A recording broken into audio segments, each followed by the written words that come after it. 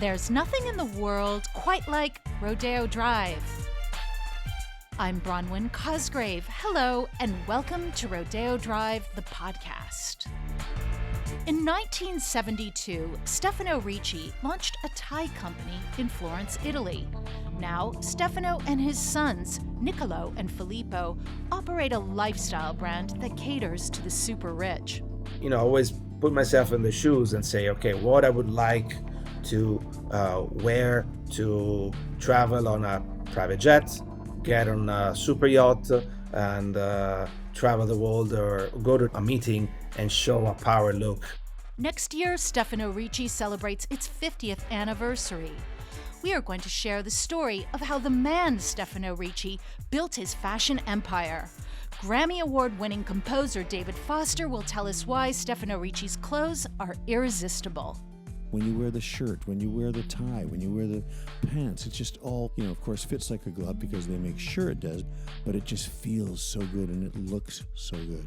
We'll hear what's in store for the house from Stefano's sons, and we will meet the founder himself. I'm being lucky to choose a business that I still like those days. First up, how are things going on Rodeo Drive? Let's check back in with Kathy Gohari, Vice President of the Rodeo Drive Committee. Well, we are finally at the orange tier, which means we have some indoor dining. We have had some of our restrictions lifted, and the governor's planning to open the economy back up to full open on June 15th, I believe. So that means that we're planning to have a semi-normal, safe, cautious, but fun summer ahead of us. Can you feel that on the street when you walk down Rodeo Drive? Is there a sense of optimism? Absolutely, absolutely. Depending on what category of people you're seeing on the street, we are seeing already tourists. We are seeing residents who are confident about being vaccinated and leaving their homes. We are seeing people actually shopping for small events. And these are all things that a few months ago we really did not see on the street. So we are absolutely feeling very positive and optimistic about what's to come.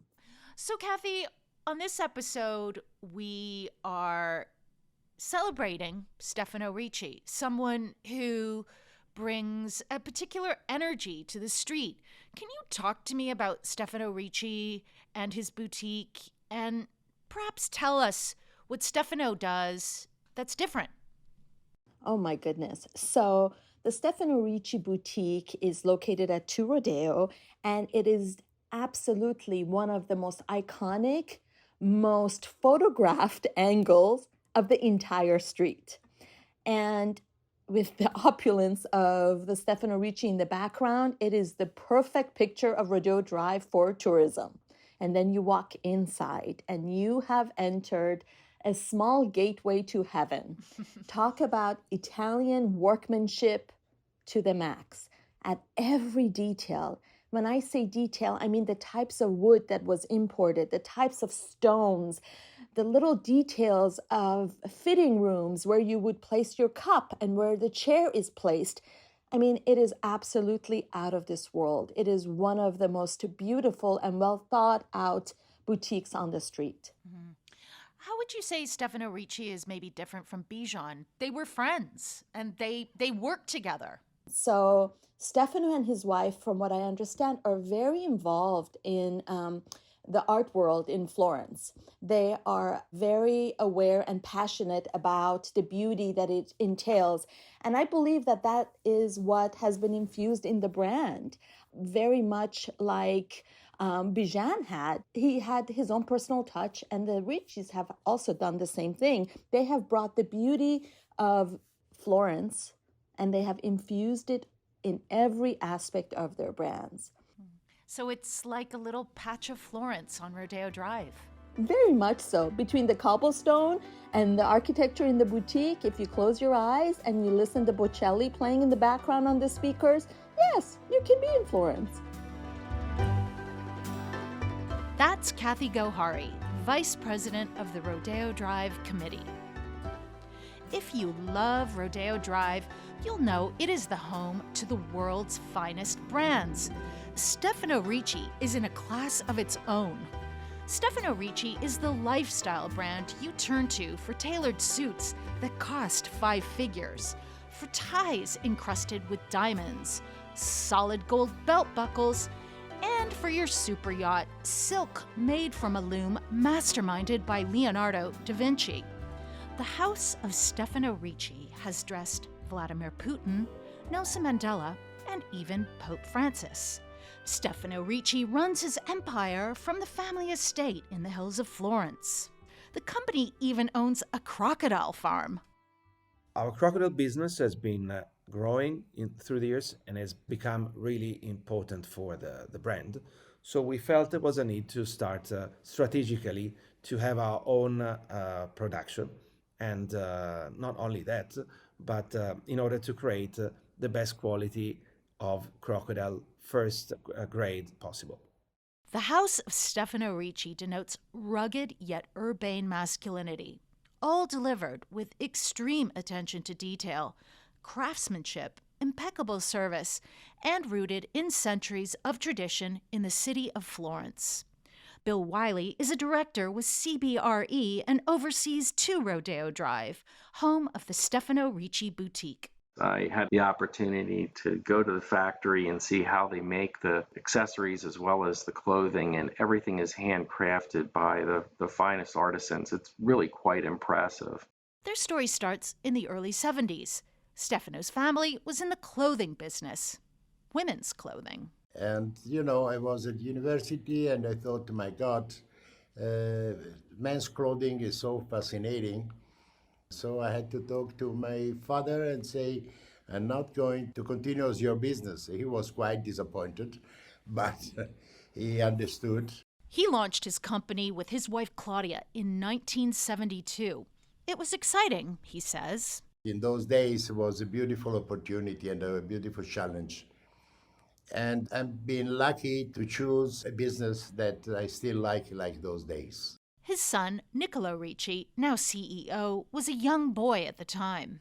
This is one of the stories that today it seems impossible to recreate in 2020. It's like the passion of my father, he was a collector of ties, and my mother at the time was his girlfriend, so he was 18 and 17 years old.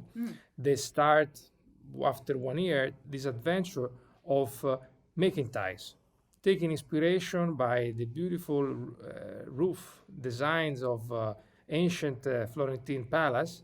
And while my father was designing, my mother was looking after the first samples and the first production. And everything started like that.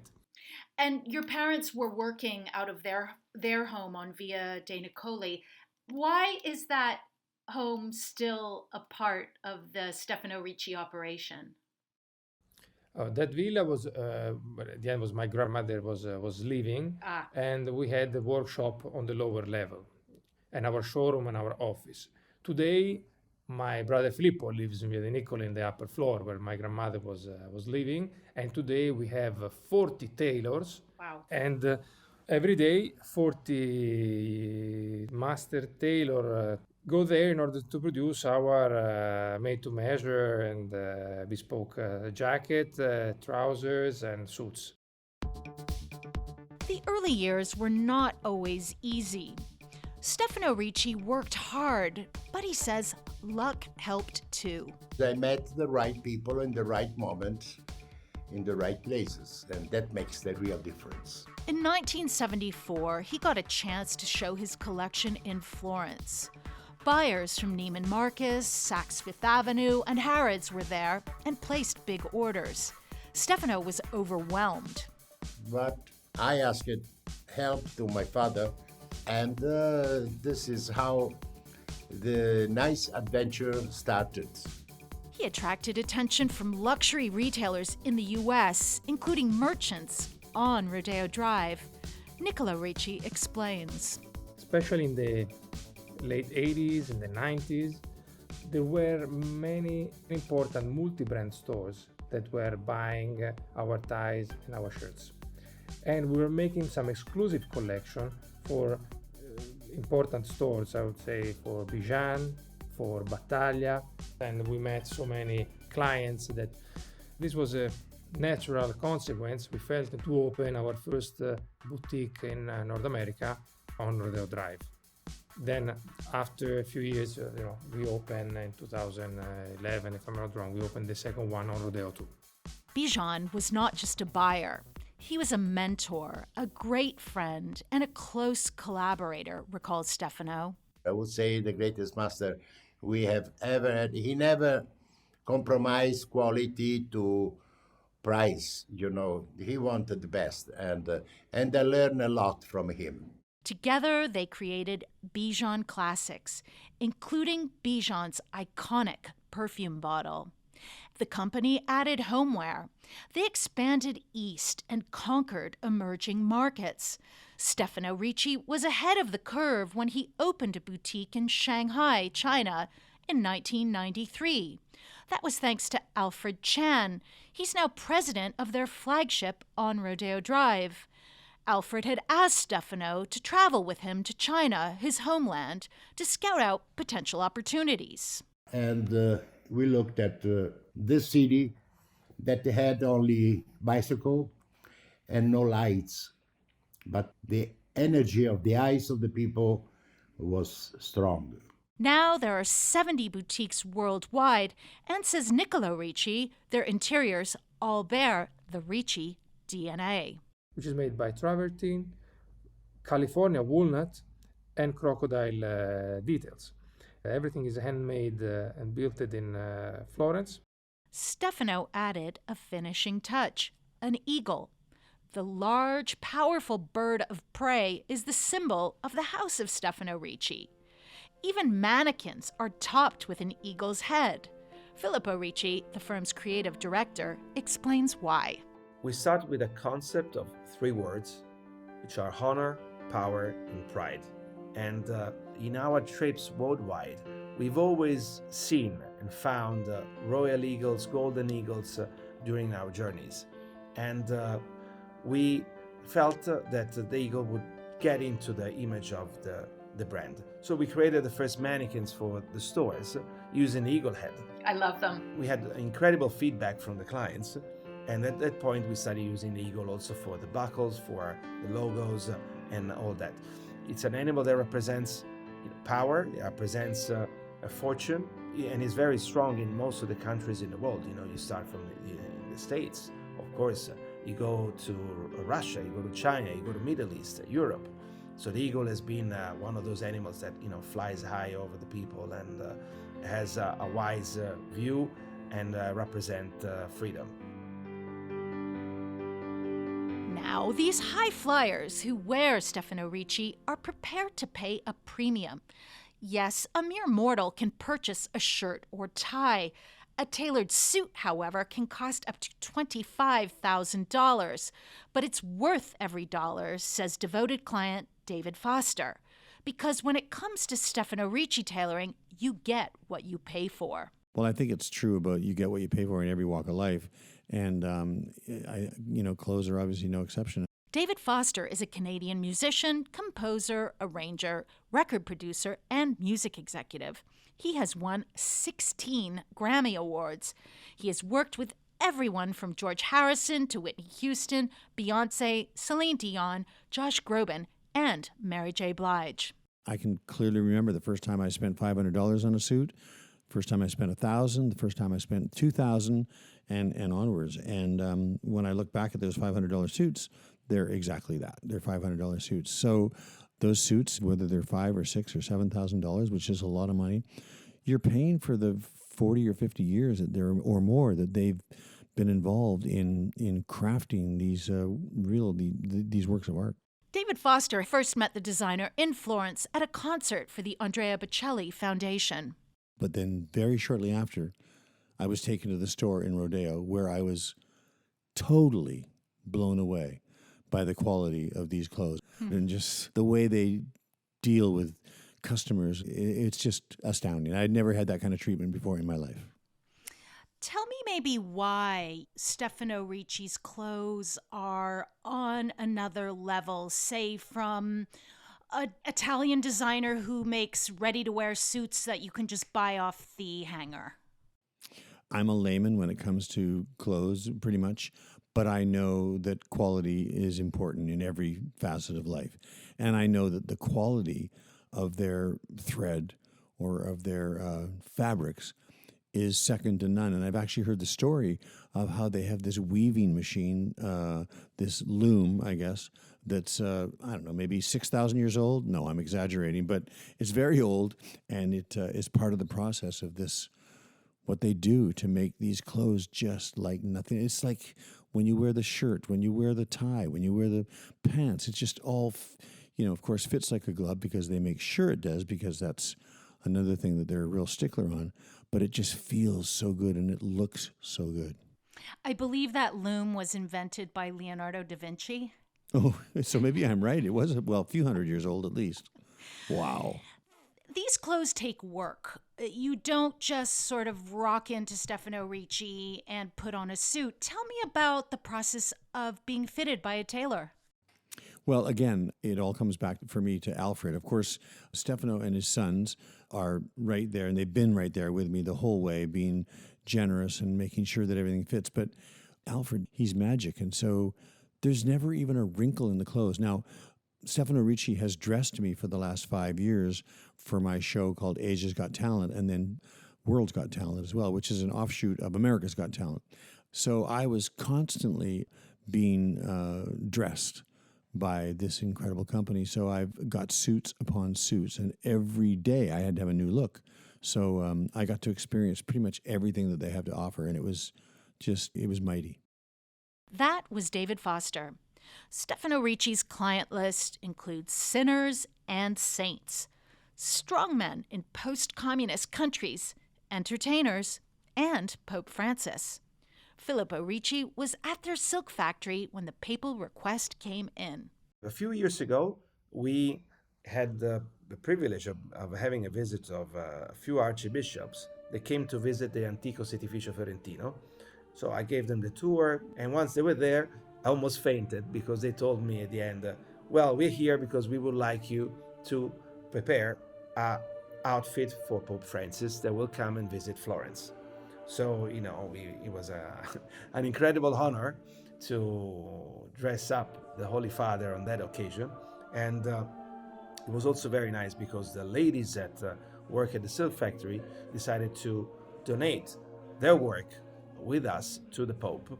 And we created the outfit which he wore on the General Mass in Florence, and he took with him to the Vatican. And you thought Pope Francis dressed down? Now, is it possible to top the Pope? Maybe. Think Nelson Mandela. When you speak about Nelson Mandela, you speak about real history and the history of humankind, probably. So he's been an icon, he's been an inspiration for us, he's been a friend for the family. I still remember, the first time meeting him in South Africa, and then him coming to visit us in Florence and Venice and spending time with the family. And of course, he will bring up always like this fun stories of him wearing Stefano Ricci.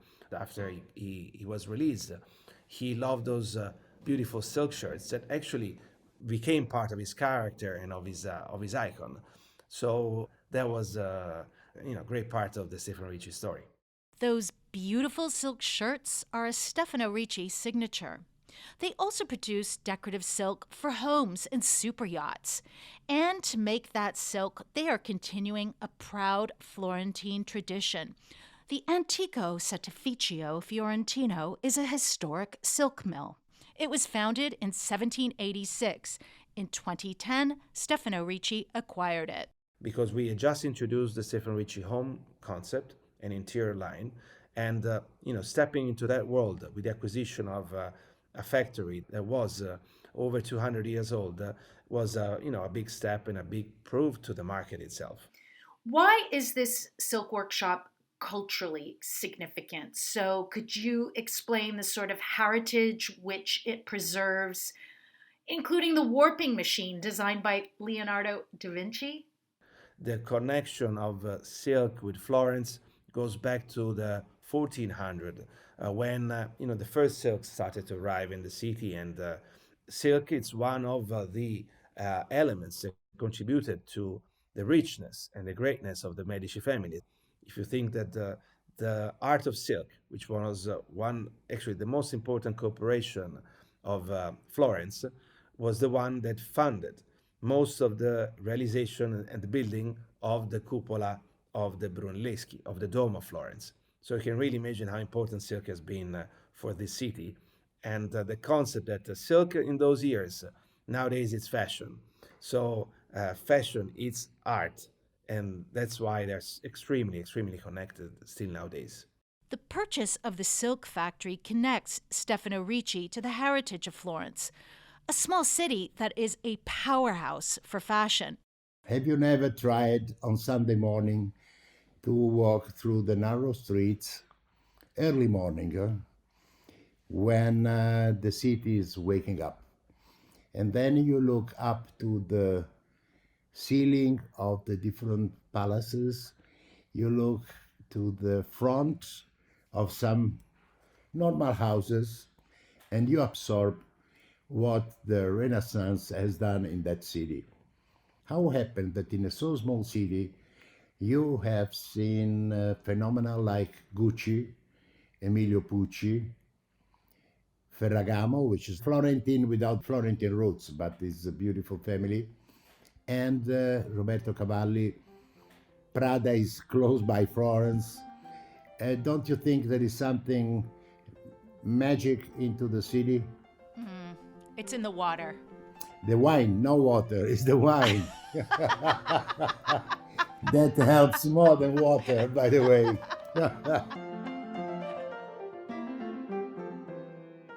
Stefano Ricci may look to the past, but this is also a house which is constantly innovating. Threading that needle is now the task of his two sons. It's a heavy responsibility, says Niccolò. Meaning that we have the responsibility to carry on something that has been in the valley of Florence for hundreds of years. And it's our responsibility to carry on to the next generation how to do it, il saper fare, how to make things by hand and develop them. So starting from the past, developing and make better products every day. The brand is also facing an uncertain future as the fashion industry navigates changes in retail culture, which the pandemic has accelerated. It changed drastically last year, March, when everything was on lockdown. For us, the first priority was the health of our team and our staff, and we succeeded using and implementing every possible way to prevent any form of contagion. So, of course, we could not do events, we could not do fashion shows in the last year. What we've been able to do is first, we've been able to make a platform, B2B, to work with all the managers around the world and to present the collection and to our partners around the world that own Stefano Ricci Boutique in order to deliver on time and continue on our production. The same platform has been transformed in B2C, so we could also sell remotely. It's like an advanced way to communicate to our customer, so it's not a very dry e-commerce, it's very personalized with the sharing of a screen that you can talk directly with the manager or with your salesperson that you normally work with. And the future is, to be honest, I feel like in the next 2-3 months, the vaccination will take over the world. By July, August, the world will start to travel again. But I feel that in the future, we'll continue to do live streamings for our shows, but human relation has to start again. We need to see our customers. I want to see journalists. I want to show our collection. It's important. I think we're going to be there soon again. In this unstable world, the House of Stefano Ricci holds firm. That may be due to the strength of the family. Like the all-seeing bird that is the company's symbol, Stefano keeps an eagle eye on company operations from the family estate in the hills of Florence. David Foster has spent time there and says the family is as tightly woven as the ultrafine wool in their bespoke suits. I experienced that family bond, which is so tight. The father, of course, is the patriarch, and he makes no bones about it. He's a tough salt of a guy, but he's a beautiful guy, and he loves his sons, and they love him. They love their mom, and it's just, it's the way it's supposed to be, but it hardly ever is. Such closeness can simplify the running of the business, says Niccolò. Our board meetings are very easy, and we can take decisions very fast because we can take them during dinner at my parents' home. Sounds delicious. What, aside from food, is the secret of working together harmoniously as a family? I think the important part is that everybody should have his own areas well defined. Of course, sometimes it's not easy because there are different opinions. So I think it's a matter of sitting down at a table and putting everything on and trying to discuss it and view which could be the best solution. And the important thing is to take decision fast. Do not postpone, but if you have a problem, try to bring it up as fast as possible so that we can move forward. So the Ricci story continues, right where it started, at their grandmother's villa that is now the headquarters of their tailors. The beauty of that place is that today is like being in a school where the older generation every day teach the last one that joined the group how to make unique pieces. But not only in the tailor shop, in every department, either where we make the ties, where we make the shirts, the leather goods, the jewelry, the silverware, because I think we have to focus in the future and teach the new generation and how to pass them the heritage and the know-how of this special craftsmanship. For Stefano, as his company approaches 50, this is a time to reflect on all that he has accomplished. There have been challenges along the way, but staying true to his vision has paid off. I always say a man that has a job is a lucky man, but a man that likes his job can be a happy and lucky man. That was Stefano Ricci. You have been listening to Rodeo Drive, the podcast. I'm Bronwyn Cosgrave. On the next episode, we're going to revisit one of Rodeo Drive's original stories, the founding of Giorgio Beverly Hills. Giorgio of Beverly Hills is where I first really fell in love with the theater of retail. Rodeo Drive, the podcast, is presented by the Rodeo Drive Committee with the support of the City of Beverly Hills, the Heyman family, 2 Rodeo Drive, Geary's, and the Beverly Hills Conference and Visitors Bureau. Rodeo Drive, the podcast, is written by Francis Anderton, with editing and audio production by Avishai Artsy. Brian Banks composed the theme music. Livia Mandul and Callie McConnell are the production coordinators. The executive producer is Lynn Winter. Please rate, review, and subscribe to the show. Share it with your friends. Join us on Instagram @Rodeo Drive. See you on the street.